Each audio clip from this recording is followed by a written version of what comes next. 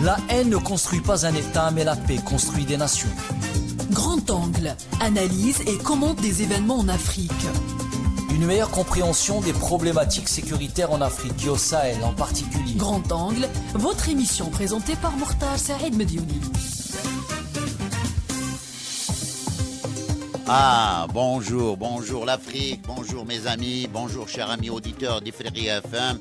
Et puis voilà, j'avais pas envie de commencer parce que cette musique, elle nous entraîne. Oh, combien les sons africains sont super. Et cette musique, elle ravive beaucoup de choses chez les Africains et on aime notre continent. Donc voilà, j'aimerais bien que nos auditeurs, de temps en temps, écoutent Ifriqi juste pour ces sons africains qui sont extraordinaires. Je fais la pub à une autre émission qui parle de culture africaine, mais là, il me le rendra un jour. Grand Angle, une approche des problématiques sécuritaires en Afrique. Donc, allez, toujours à droite, je ne sais pas pourquoi il a changé de couleur politique, c'est toujours M. Zine Sharfawi, bonjour. Bonjour à vous, bonjour aux auditeurs et aux auditrices d'Ifriqi FM. Et toujours avec nous, Dr Ahmed Ben Saada, qui est resté encore à Oran. Bonjour, Dr Ahmed Ben Saada. Bonjour Monsieur Mediouni et bonjour l'Afrique. Merci beaucoup. Aujourd'hui, je voudrais que Grand Angle se consacre à ce qui se passe en Libye. Beaucoup de choses sont en train de se passer en Libye. Dernier en date, c'est cette tentative de normalisation et d'adhésion aux accords d'Abraham par la Libye. Cet événement d'El Mengouche qui a fait bousculer beaucoup de choses et poser un tas de questions sur les intentions du gouvernement provisoire libyen. Mais avant ça, je voudrais qu'on parle de la source du problème, parce que la Libye, elle n'était pas comme ça. La Libye, elle avait des principes. Et dans cet événement, ce peuple libyen nous a montré à quel point il n'était pas désuni sur les questions de base, sur les questions sacrées, à savoir non à Israël, non à l'entité sioniste, et puis vive la Palestine. Donc, mais la source du problème, c'est la France. C'est la France qui a déstabilisé le Sahel. Je vous laisserai écouter cette militante malienne. Je l'adore. Elle est jeune, mais elle a donné une leçon à Macron. Allez, on l'écoute. Je veux juste rappeler à Monsieur le Président que ce qui se passe au Sahel n'est que les conséquences de ce qui a été fait en Libye. Cette intervention en Libye où vous avez oublié, quand je parle de vous, je ne parle pas de votre personne, je parle de votre position. Vous avez oublié l'existence de l'Union africaine. Monsieur le Président, vous l'aimez le dire. Nous sommes au Mali pour aider le Mali. Si nous n'étions pas venus au Sahel, il n'allait pas avoir de gouvernement actuellement au Mali. J'ai envie de vous dire que si ce n'était pas les Africains, il n'allait pas avoir de France aujourd'hui. Nous sommes liés. Arrêtez de dire que vous êtes venus nous aider. Non. Parce que le terrorisme ne menace pas que le Mali. Vous êtes aussi menacés. Arrêtez de nous culpabiliser sur une position de victime. Mais Adam, je ne vous culpabilise pas. Monsieur le Président, je n'ai pas terminé. Je ne vous culpabilise pas. J'essaie de restaurer justement un dialogue réciproque et de respect. Oui. On n'est pas là simplement pour nos intérêts quand on arrive au Mali en 2013. C'est un fait. Par contre, ce que vous avez dit sur la Libye, je l'ai dit plusieurs fois comme président, je partage ce que vous avez dit. La Libye, on n'a pas respecté la souveraineté d'un peuple, et ça, c'est une erreur. D'accord, merci d'avoir reconnu ça. Et si vous reconnaissez ça, vous allez voir que ce qui se passe au Sahel n'est que les conséquences de cette intervention. Donc voilà, quelle belle leçon d'une petite jeune malienne au président qui siège au Conseil de sécurité et qui l'a amené à reconnaître qu'ils étaient responsables de ce qui se passe en Libye et par conséquent ce qui se passe au Sahel. Et j'ai beaucoup aimé cette jeune qui lui disait, vous avez dit, parce qu'il a répété récemment, que s'il n'y avait pas Serval et Barkhane, il n'y aurait pas eu de Mali, ni de Burkina Faso, encore moins de Niger. Donc elle lui rappelle que si ce n'était pas les Africains, il n'y aurait pas eu de France. Et je suis d'accord avec elle. Alors, ça vous plaît, ce décor planté sur la Libye, mes chers compères, Dr Ahmed Ben Saada, à vous le micro. Oui, parfaitement. Cette jeune activiste a très bien parlé, a très bien montré. Mais en fait, moi, je n'aime pas vraiment, je n'ai pas apprécié les larmes de crocodile de M. Macron. M. Macron continue actuellement la politique de la France-Afrique et veut bombarder le Niger. Donc, s'il bombarde le Niger, ça va être une autre fois la même expérience qu'il y a eu en Libye. Donc, pour moi, les présidents changent, mais en fait, la politique étrangère de la France envers l'Afrique ne change pas, bien au contraire. Elle change probablement de look, mais intérieurement, dans l'essence même de cette politique, elle reste la même. Pourquoi ? Pour la simple raison que l'Afrique fait la richesse de la France. Et la France ne peut pas laisser partir ce gros morceau que représente l'Afrique. Et donc, tout ce qu'on a vu en Libye comme destruction, comme tuerie, assassinat de son président de manière sauvage, est en fait une démonstration de ce que ces pays occidentaux, en particulier la France, peuvent faire et ont déjà fait pendant la colonisation en Afrique. Et bon, pour revenir à notre sujet, si je reprends un peu les déclarations de Bernard-Henri Lévy, qui était le principal artisan de la destruction de la Libye. C'est lui qui a présenté les membres de l'opposition du CNT, du Conseil national de transition libyen, à Sarkozy. Et il a vendu cette guerre à Sarkozy.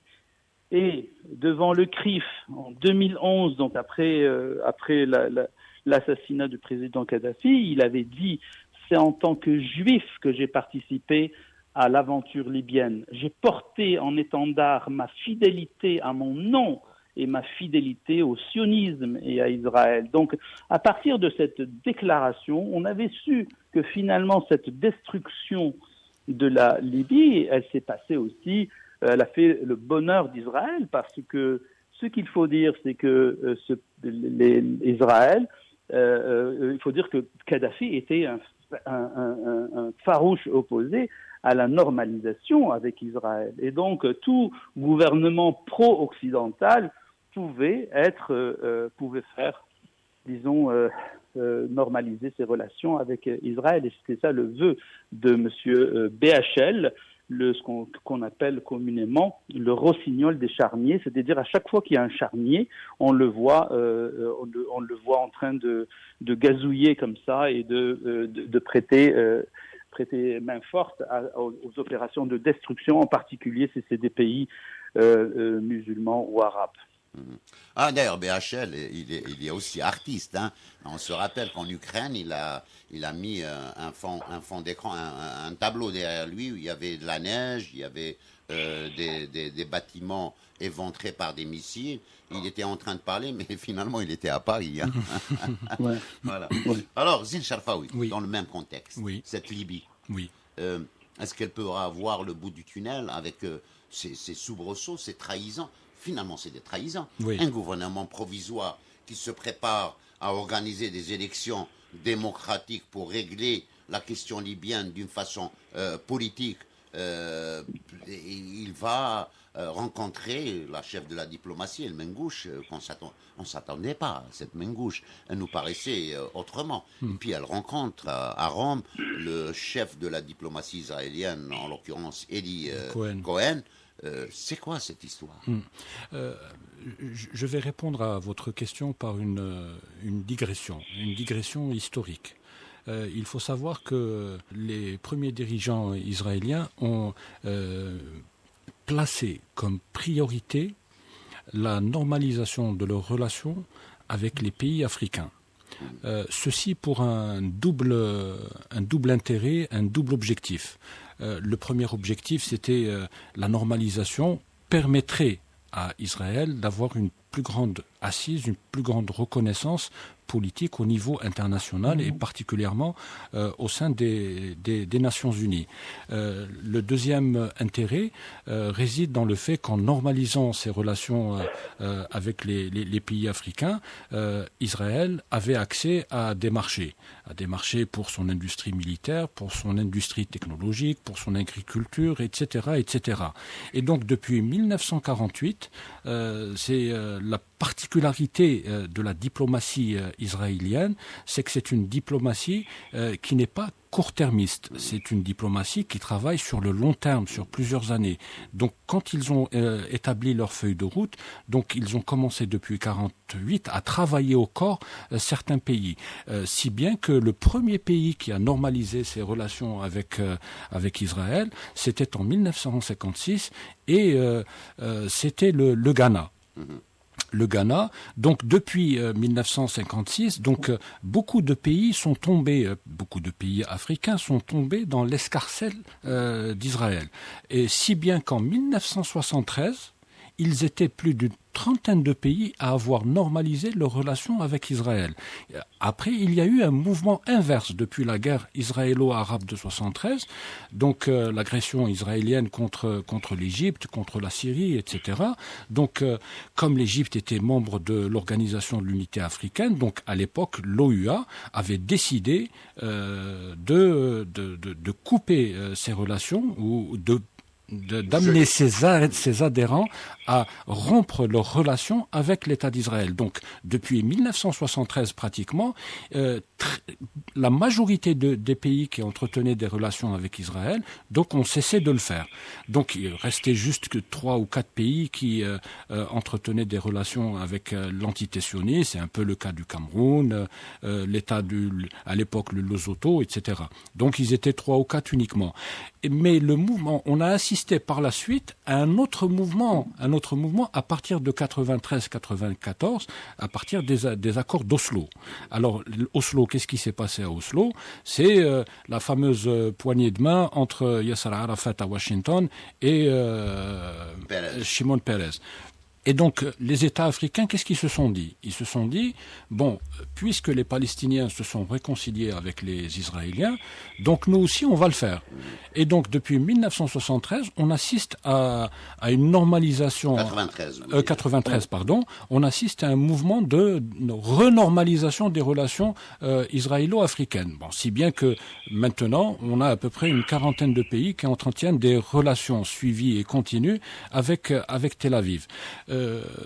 Donc, les relations s'étaient tellement étoffées que Israël a demandé au début des années 2020 d'avoir le statut de membre observateur de l'Union africaine. Donc en 2021, avec ses alliés tchadiens, c'est Mahamat Faki qui est actuellement le président de la Commission de l'Union africaine, qui a fait tout le travail, etc., et qui a permis à Israël d'avoir ce statut-là, statut qui a été remis en cause en 2023 par décision antidémocratique, puisque Mohamed Faki ne s'est pas référé aux membres de l'Union africaine. Voilà. Bon, il y a eu le forcing de certains pays, comme l'Afrique du Sud, comme l'Algérie, etc., qui ont pesé de tout leur poids pour que ce statut soit retiré à Israël. Bon, l'affirmation ou la feuille de route israélienne, ou le projet d'Israël de mettre toute l'Afrique dans son escarcelle a été réitéré par Netanyahou en 2016. Vous savez tous que Netanyahou est venu au pouvoir en 2009. On l'appelle, c'est le Premier ministre qui a le plus duré au pouvoir à Tel Aviv. Donc on l'appelle d'ailleurs l'insubmersible. L'insubmersible. Donc il arrive au pouvoir en 2009 et en 2016, il met en place une politique qui fait de l'Afrique sa priorité. Et donc, depuis 2016, il travaille au corps donc beaucoup de pays, le Rwanda, l'Ouganda, le Kenya, etc. Donc c'est comme ça qu'ils ont pu infiltrer les instances de l'Union africaine. Et donc, il avait un slogan, c'est l'Afrique est notre priorité. Et donc, c'est comme ça qu'il a essayé de se rapprocher, de travailler au corps certains pays arabes. Et ce travail, malheureusement, a porté ses fruits en 2020 avec l'accord d'Abraham. avec l'accord d'Abraham, et vous avez des pays qui étaient foncièrement contre la normalisation avec Israël, qui ont fini par céder. C'est le cas du Soudan. Vous avez les Émirats arabes unis, vous avez Bahreïn, vous avez des pays arabes qui n'ont pas normalisé leurs relations avec Israël, mais qui entretiennent des relations très soutenues avec ce pays-là. Et vous avez en définitive le voisin de l'Ouest, le Maroc, le Makhzen, qui a non seulement normalisé ses relations avec Israël, mais qui a donné les clés du Maroc pratiquement. Quand on voit André Azoulay depuis le père... Absolument. On peut rappeler la parenthèse de 73 quand le roi Hassan II a donné les plans de la réunion, la fameuse réunion de la Ligue arabe. Absolument. De la guerre Et donc, pour revenir à la Libye, donc c'est dans ce mouvement-là que les Israéliens ont essayé aussi de mettre la Libye aussi dans leur escarcelle. Ma question. Et pour répondre à votre question, comment se fait-il qu'un gouvernement d'union nationale se soit rapproché d'union nationale, un gouvernement provisoire. C'est un gouvernement, oui, on l'appelle le gouvernement d'union nationale libyenne. Bon, c'est un gouvernement provisoire. Donc, à mon avis, moi je pense que d'abord, le Mengouche n'a pas rencontré Eli Cohen à Rome le 23 août dernier de son propre chef. C'est impossible qu'un ministre des Affaires étrangères prenne l'initiative seul de rencontrer un responsable israélien. Question aussi sensible. Et sur une question aussi sensible, surtout sachant que l'opinion libyenne, majoritairement, qu'elle soit de l'Est ou de l'Ouest, est foncièrement contre une telle normalisation. Je pense que, et beaucoup de fuites dans la presse internationale ont dit que cette réunion a été précédée d'autres réunions avec d'autres hauts responsables libyens. Donc il est impossible que, contrairement à ce qu'il affirme, que Dbeiba, qui est le Premier ministre libyen, n'ait pas été mis au parfum de cette rencontre. On dit que Dbeiba a rencontré le chef du Mossad bien avant cette rencontre. Exactement. Mais il y a toujours un mais, comme dirait l'autre. Je ne crois pas non plus les gens de l'Est. Des gens de l'Est, il y a un gouvernement parallèle à l'Est de la Libye qui est officieusement dirigé par l'homme fort de l'Est libyen qui est le maréchal Khalifa Haftar, qui lui aussi, il a fait mine de condamner la rencontre, mais tout le monde sait que lui aussi, il a envoyé son fils à Tel Aviv pour négocier avec les Israéliens. Il entretient aussi des relations avec Israël. Donc, mais vous l'avez bien fait de l'avoir souligné, aujourd'hui, l'opinion libyenne, très majoritairement, refuse ce fait accompli.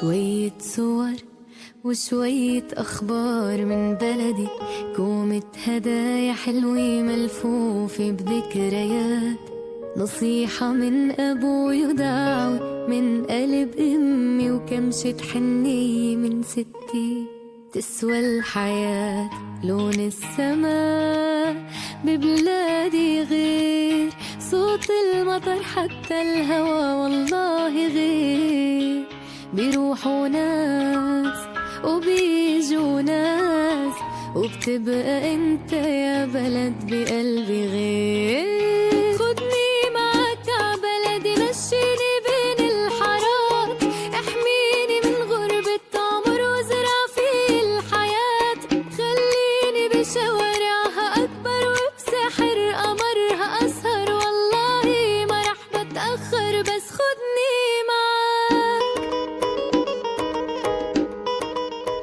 C'est toutes les villes qui se sont soulevées contre cette rencontre. Et ça démontre, il y a un acteur nouveau qui rentre dans cette problématique libyenne, c'est ce peuple libyen, que malgré depuis 2011, finalement, sur les questions de principe, on ne l'a pas désuni. Exactement. N'est-ce pas, Dr Ahmed? Oui, alors c'est très intéressant de voir, en fait, la Libye est divisée en deux, comme vous l'avez bien souligné. À l'ouest, il y a ce qu'on appelle le gouvernement d'union nationale qui est reconnu par l'ONU, et à l'est, Monsieur Khalifa Haftar, qui dirige l'armée nationale libyenne, qui est basée à Benghazi. Ce qu'il faut dire, c'est que cette réunion, d'après les médias israéliens, le chef du gouvernement libyen a certainement donné son accord pour cette rencontre, et même des médias comme l'Arabia, qui a en fait annoncé que la réunion a été planifiée en très haut niveau. Donc cette histoire de El-Mangouche, Madame El-Mangouche est le fusible qui a sauté parce que le peuple s'est complètement révolté et parce que en fait la population n'a pas été préparée. Ça a été d'ailleurs Netanyahou était en furie contre son ministre des Affaires étrangères et dire jamais nous avons fait ça, jamais nous avons divulgué nos rencontres. Il a même dit qu'il y a d'innombrables contacts confidentiels entre Israël et des dirigeants arabes, mais on n'en parle jamais jusqu'au moment où on signe les accords et on prépare les peuples. De l'autre côté, Khalifa Haftar, on sait que Khalifa Haftar a envoyé son fils en Israël. Son fils a visité Israël d'après le Times of Israel. Il s'est posé à l'aéroport de Ben Gurion et il est en provenance de Dubaï. En fait, il y a toujours cette histoire de collaboration avec les Émirats. Donc, et autre chose aussi, c'est que Saddam lui-même, Khalifa Haftar, le maréchal, a rencontré les gens du Mossad à plusieurs reprises au Caire. Donc, il faut souligner que le fait que Haftar est soutenu par les Émirats arabes, par l'Égypte, par la Russie, et de l'autre côté, l'autre camp, donc le camp de Tripoli, est soutenu par d'autres pays comme le Qatar et la Turquie. Mais ce qui est intéressant là-dedans, c'est que Haftar, non seulement a des contacts avec le Mossad, mais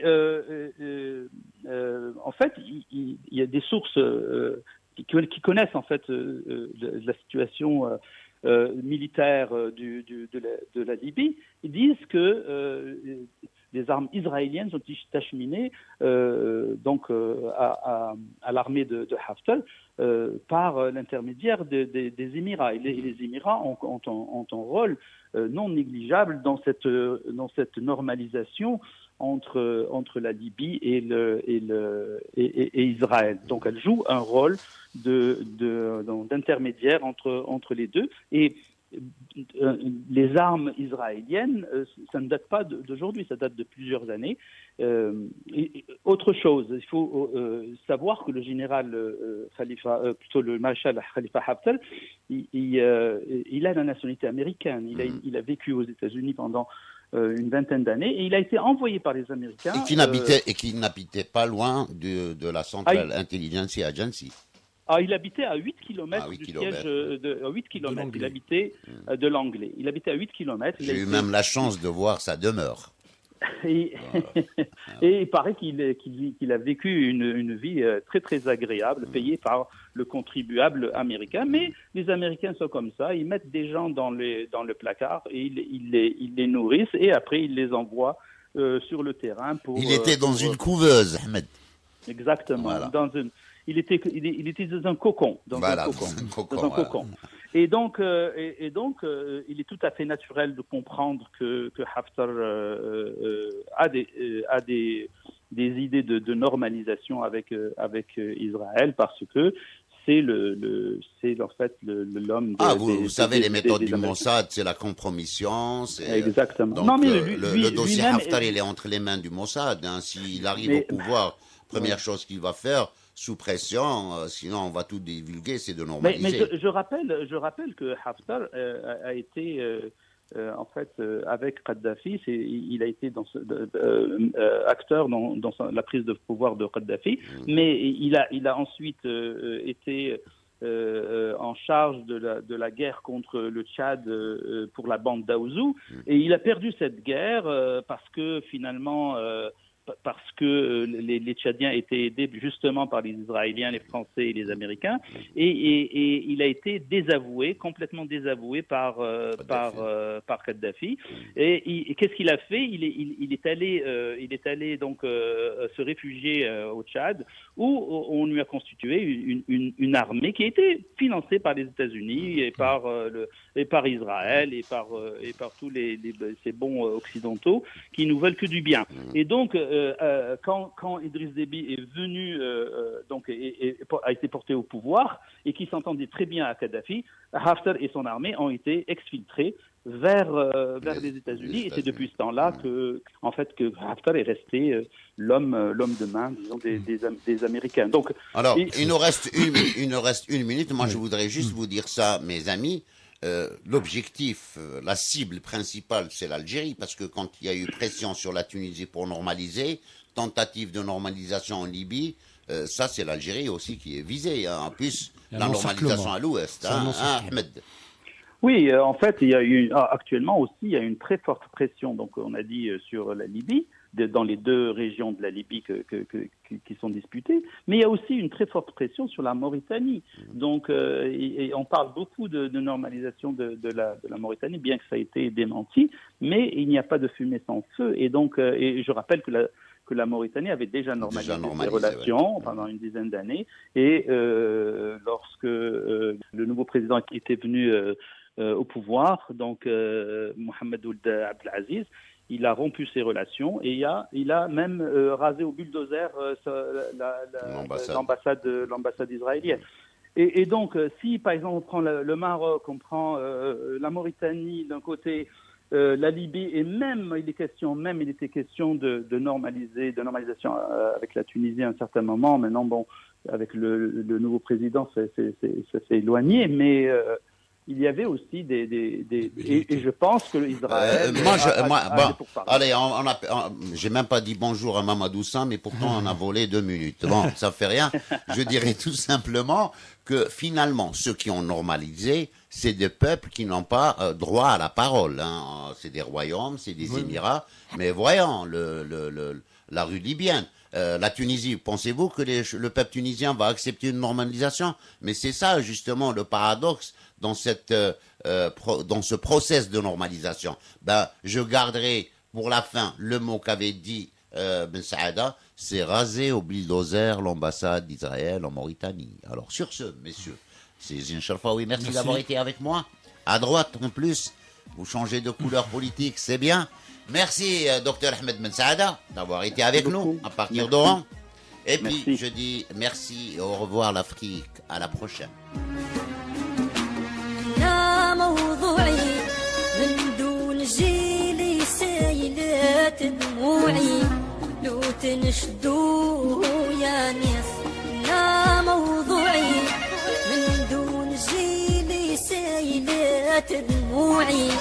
لو تنشدوه يا ناس لا موالي جرح وعذاب مع رحيل الغوالي لو تنشدوه يا ناس لا موالي جرح وعذاب مع رحيل الغوالي ديما تألم ما حد يا والي ديما تألم يا والي من بين الخلايق طافية شموعي لو تنشدوه يا ناس لا مطرايا لمن تباكى ما سند يا ليا لو تنشدوه يا ناس لا مطرايا لمن تباكى ما سند يا ليا لا أب ليلي أم تبقى حديا لا أب ليلي أم تبقى حديا هلنا ظروفي وما جن في طوعي لو تنشدو يا ناس